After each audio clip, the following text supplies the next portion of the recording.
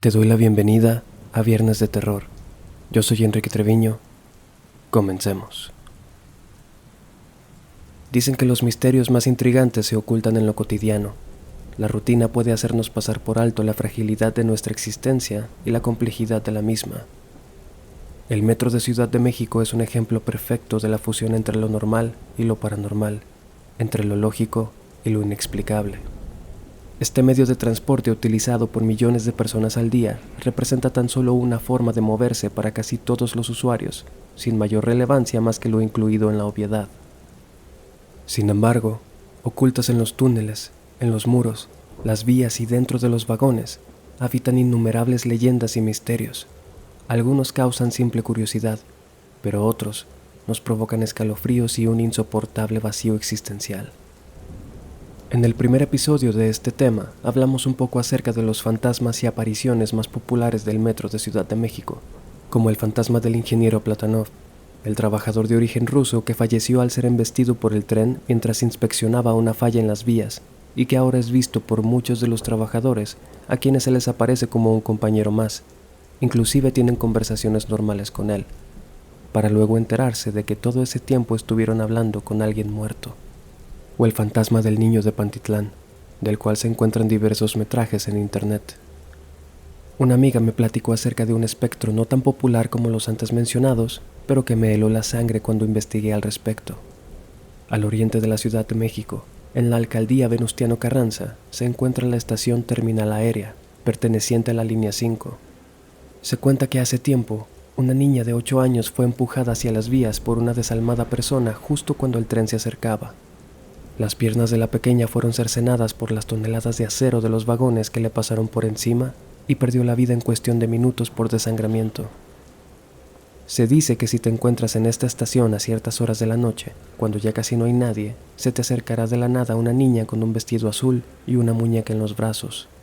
Te pedirá que por favor le ates las agujetas de los zapatos, pero cuando te agaches para hacerlo, notarás que la niña no tiene pies ni piernas. Ante el horror que sentirás, comenzará a reírse y se lanzará a las vías, desvaneciéndose por completo. Hay una versión distinta que dice que cuando la niña fue empujada hacia las vías, el tren no le cercenó las piernas, sino la cabeza, y que cuando la ves en la estación, no tiene una muñeca en los brazos, sino una pelota. Cuando vuelves la mirada hacia ella, solo ves su cuerpo sin cabeza, para de igual forma arrojarse a las vías y desaparecer. Cada vez más y más personas aseguran haber sufrido algún fallo en la realidad estando en el metro. Muchos usuarios dicen experimentar alteraciones en el tiempo, como si éste se detuviera o ralentizara. Otros dicen haber vuelto a la estación de donde partieron, en lugar de llegar a la estación siguiente, como si el tren hubiera hecho un viaje redondo. Hay una leyenda que habla de estaciones fantasma, a las que es muy difícil acceder. Se cuenta que se trata de construcciones no terminadas de estaciones que quedaron en completo abandono y en las que muchos despistados han terminado al dar una vuelta equivocada y desviarse de su camino. No hay realmente ninguna prueba de que dichas estaciones existan, aunque dicen que esto se debe a que en realidad forman parte de otra dimensión, una especie de nivel de los backrooms al que es posible entrar si haces snowclip dentro de alguna estación del metro. Las alteraciones del espacio son de hecho muy frecuentes. Hay personas que creen en la existencia de portales o pasadizos a otras dimensiones que se encuentran de forma arbitraria en las estaciones. Mi amiga Karen me compartió la siguiente experiencia. Después de salir tarde del trabajo, se dirigía de regreso a casa en el metro cerca de las 11 de la noche. Dada la hora, no era mucha la gente que había en ese momento, pero no se podría decir que Karen se encontraba sola en lo absoluto. Agotada después de un largo día, con sus audífonos puestos, bajó del vagón y se dirigió escaleras abajo para transbordar. Decidió caminar lenta y tranquilamente, mientras las apresuradas personas que iban también en esa dirección caminaban con prisa por el pasillo y luego escaleras arriba. Karen decidió que si no alcanzaba a subir al tren con esas personas, subiría al siguiente, más cómoda. En cierto momento, se encontró completamente sola en el pasillo, pero no era una soledad normal, sino una que se sentía en el ambiente, densa y pesada, como si la gravedad hubiese aumentado considerablemente. Karen, sin embargo, no le prestó mucha atención a esto. Subió las escaleras para llegar al andén, que se encontraba completamente vacío. Una sensación extraña y eléctrica comenzó a inundar el ambiente. El andén estaba perturbadoramente desierto. No se veía a ninguna persona, pasajero, guardia, personal de limpieza, absolutamente nada. Karen se quitó entonces los audífonos y se puso alerta, más que nada por su propia seguridad. Me cuenta que fue muy raro encontrarse ahí, es decir, es un viaje que había hecho antes y en apariencia aquel andén no tenía nada de extraño, excepto por la aplastante soledad. Algo no estaba bien, podía sentirlo. Volteó hacia el otro lado de la vía y con asombro y un poco de miedo vio que se encontraba en el mismo lugar donde se había bajado con todos los demás pasajeros. Aquello no tenía sentido. Karen recordaba perfectamente y estaba segura de haber bajado las escaleras y cruzar al otro lado del andén. En ese momento comenzó a ponerse nerviosa. La sensación de estar en peligro se acrecentó y decidió apresurarse a repetir el camino que estaba segura de haber hecho minutos antes. Bajó entonces nuevamente las escaleras y salió, ahora sí, al andén correspondiente. Una sensación de alivio recorrió su cuerpo cuando escuchó el vibrar del tren y vio las luces venir desde la oscuridad del túnel. Fue como si en ese momento todo hubiese vuelto a la vida, a la normalidad. Karen abordó y continuó su camino a casa. A la fecha, aún no encuentra explicación para aquella experiencia. Tal parece que en algún punto en ese pasillo, donde se quedó sola, Karen hubiera, sin querer, atravesado algún umbral a una dimensión alterna, y al pasar de regreso por ahí, fue como haber salido y regresado a su propia realidad. De hecho, me compartió una foto de aquel pasillo, y debo decir que cuando menos, transmite una vibra muy extraña. Antes de continuar, te recomiendo que te suscribas a mi canal de YouTube y actives las notificaciones para que no te pierdas mi contenido. No te olvides de seguirme en Instagram y TikTok como Viernes de Terror Oficial. Si tienes alguna experiencia o anécdota que te gustaría compartir, la forma de contactarme es por mensaje privado en Instagram. Me dará mucho gusto saludarte.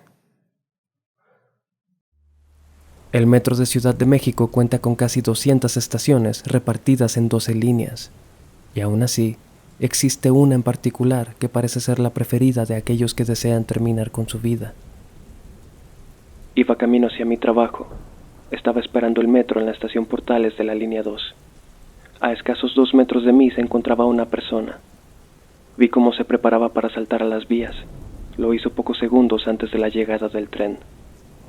Todavía recuerdo de manera vívida cómo lo vi brincar, caer en las vías y un segundo después perderlo de vista, bajo los vagones.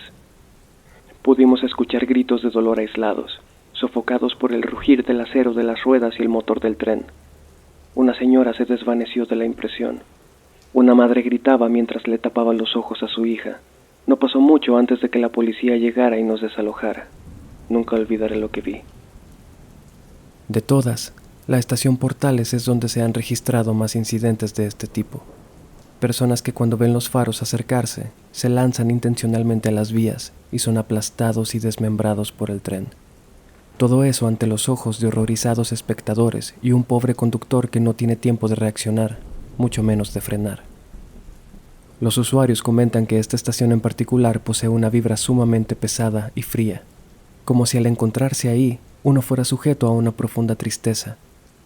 Muy posiblemente esto se deba a todas aquellas personas que acuden ahí a terminar con todo. Yéndose de este mundo de forma tan miserable, la energía que queda después se acumula y propicia todo tipo de sucesos extraños en el lugar.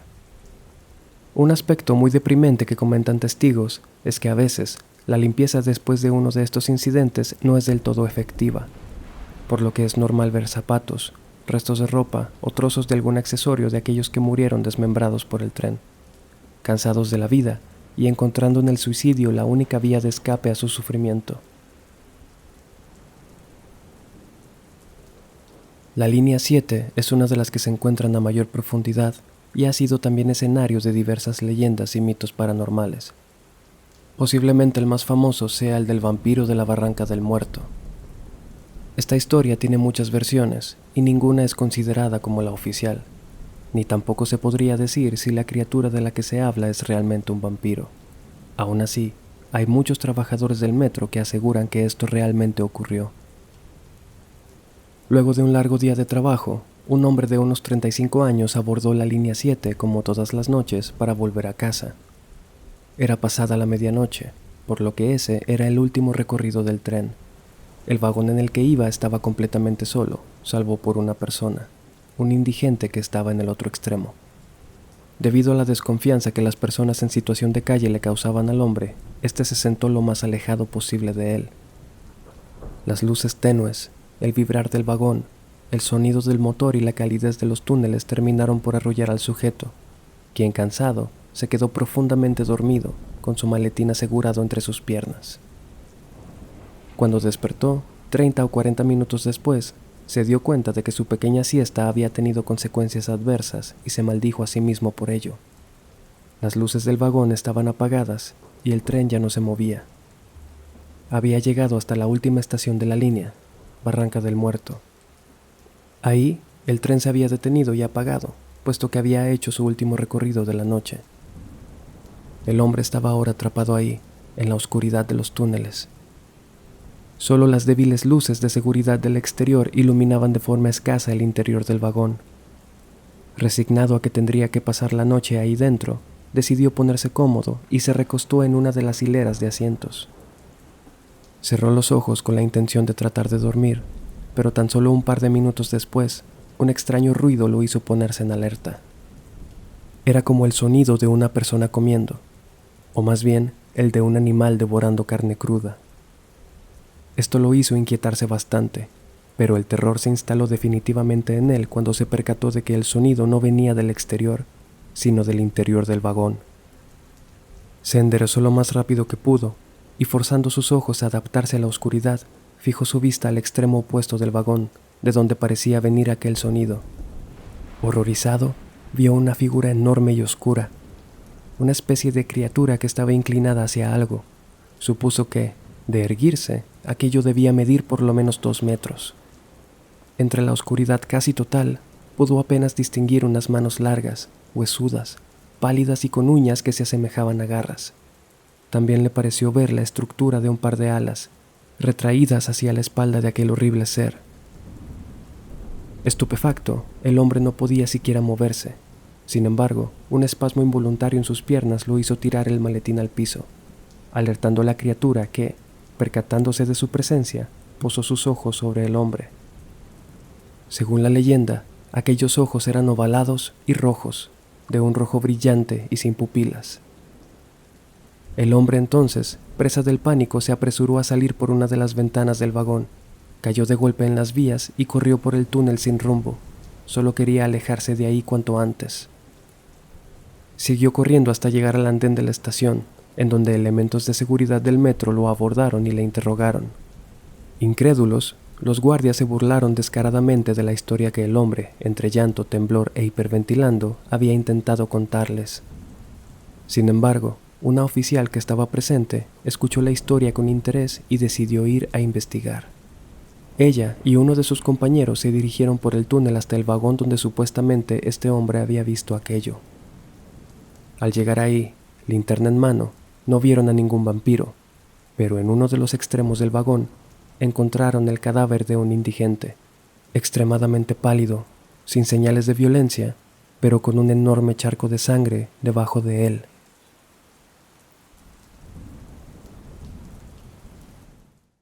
Te agradezco haber llegado hasta aquí. De verdad espero que este episodio te haya gustado y que me des la oportunidad de seguir acompañándote con más historias. Te recuerdo que puedes seguirme en Instagram y TikTok como Viernes de Terror Oficial, y te recomiendo suscribirte a mi canal para que siempre te enteres de mi contenido. Yo soy Enrique Treviño. Hasta la próxima.